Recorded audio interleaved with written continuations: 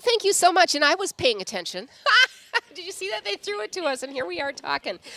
You know what? I'm with Angie right now, Angie Dahl from Holman, and we were just looking at a photograph of all of Angie's beautiful children, and we were looking at Dexter the dog. All right. Yep. And Angie, as I'm looking at this photograph, there's so many beautiful flowers. Mm-hmm. You're a green thumb. Yep. Love flowers. What's your favorite flower? Is there a favorite? Nope.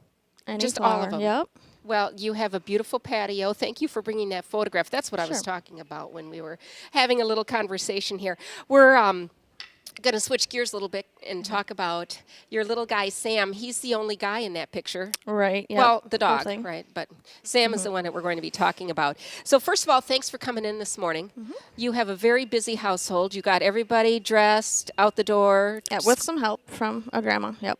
Well, grandmas are so important. They're amazing. Yes, they are amazing. You live in Holman. Yep. Okay, so everybody's going to school in Holman. Correct. And Sam went to kindergarten today. Yeah, I didn't bring him because he's so shy. He would just be hiding in a corner. Well, he loves school, though. We He don't want does. to take that away Right. from him. Yep. And his big skill right now is writing. Loves writing. Okay? So your refrigerator is full of some of his Yes. handiwork. Right now he's writing a whole bunch of music notes because he's going to be a heavy metal guitarist someday. A heavy metal guitarist. Yep. Okay. All right. Well, that's something to, how do you feel about that? That's fine. All That's right. fine. Excellent. All right. Good open mind, Mom. Way to go. And Dad, too. Perfect. Ryan isn't with us today. He's at work. Yes. Okay. All right. So are you okay? Can we start with the story of Sam? Sure. And how does that start? It starts February 27th of 2015. Going in for a regular eye appointment because he was, seemed to be stumbling a little bit. His one eye was like kind of turning in a little. Thought we just would go in to get some glasses that day. Started with the eye exam, and then by 2 p.m. we were in Gunderson getting an MRI done. So you went in thinking you were going to get some glasses. Right. Okay. And then then you got some news that you were not expecting. Correct. Yep. MRI was needed to see what was going on. They found a tumor. It was about inch by inch and a half. And then by 11 o'clock that night, we were in Rochester at Mayo. What happened after that? He had surgery on the next Monday to remove the tumor. Took a couple days for the diagnosis. It was medulloblastoma. Was that a word that you had ever said before? Never. Ever. I looked at it on your information sheet, and I couldn't even pronounce it. Yeah. I mean, that's a word that is It's a just big something. one. It's a big one. Yep. But so the removal of the tumor went very well. The surgeon was very pleased with how that went. How long was the surgery?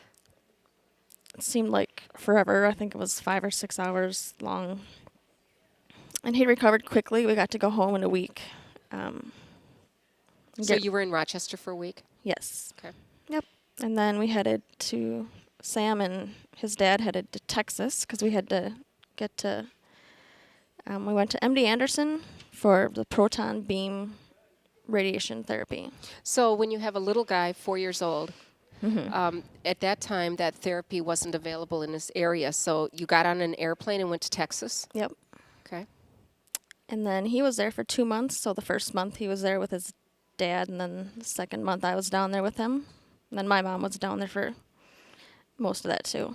When you're talking about being away from your daughters, your house, your work, your life for months on end, and you pretty much tag teamed. Is that what you did? Yep. And then with a lot of help from family and friends and grandparents, definitely. Okay. All right. So then you came back from Texas. Yep, we were in Texas. He was in Texas from mid-March. And then I came back with him towards the end of May. And then after that, we had to start the chemotherapy in June. And, a lot of people, when you talk about chemotherapy, you think about maybe going in through an IV. But Sam had something called? Yep, he had the port. A port. Because we needed that. And when he was doing his radiation down in Texas, they had to put him to sleep every day in order to have that therapy.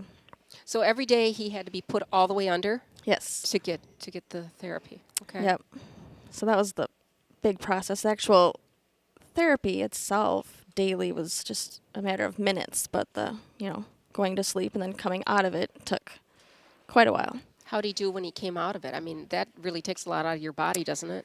Yeah, he did well. He was always starving because you can't eat before that. And if your appointment's in the afternoon, you're not eating all day. Kind of hard to tell a 4-year-old he can't have breakfast. Right. So then he was basically like eating in his sleep when he was waking up. Aw. Yeah. Yeah. So. But he loved it down there. He loved the Ronald McDonald House. He loved MD Anderson. I hear he wants to go back to the Ronald McDonald House. He does. Not so much for you? Not really. I didn't think so. Yeah, I could Yeah. stay away, but it was Yeah. a very nice place to stay. Yeah. So you're back home. Yep. How are things? Things are going really well. Okay. He just had his last chemo this May. How end was of your May. summer? It was really good. What'd you get to do? What We got to different things do- did you get to do? Our regular camping trips that we do, that we didn't get to do anything the summer before. Right. So just we got back to a normal life. A normal life. Yeah. So Children's Miracle Network hospitals, they jumped in. I Yep. understand that they even made a phone call to you in Texas. Right. Yeah. Was that, I had to be unexpected. It was. Yep. They followed you, didn't they? They kind of, but it was nice. Yeah. Yeah. Yeah. So what were they able to help you with? Well, right away when we were in Rochester, they had helped us out with, they gave us like some money for gas and any other expense we had. And then when we were in Texas, they called with some more assistance, knowing we had to travel out of state and all that. So I was very surprised. Did you hear that noise? Yeah. You know what that is? No. People are calling in with pledges. Oh, good. That's what's happening here. And the story that you're sharing with us today is incredible. Sam is feeling good. Yep. He just has some physical therapy he'll be doing. Some additional stuff with his eyes, perhaps, in the future. But So you're sitting at home having a little coffee, thinking about it, thinking about picking up the phone. What would you say to someone who's trying to make the decision to call in a pledge? What would you say to them? it's amazing if you can help anyone. I mean, it's greatly appreciated. Just you can't even explain how. Was it hard to ask for help? Oh, yeah. Yeah. Yeah. Yeah. It's tough, isn't it? Oh, yeah. Very hard.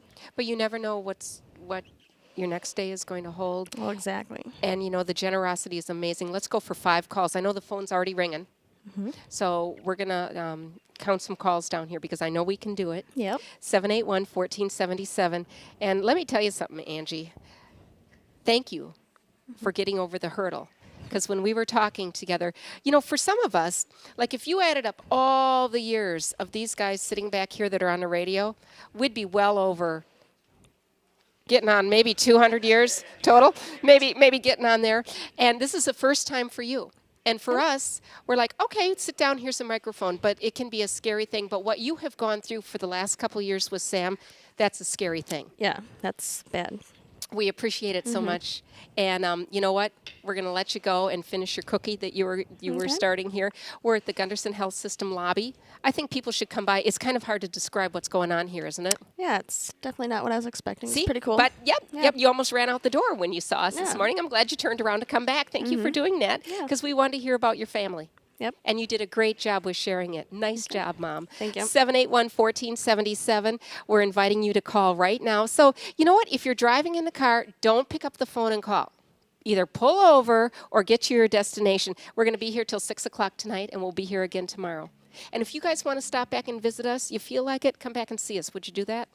Okay. Nice job. Thanks, Mom. Thank you. You're amazing. 781-1477. It is a Children's Miracle Network Radiothon, a service of the La Crosse Radio Group.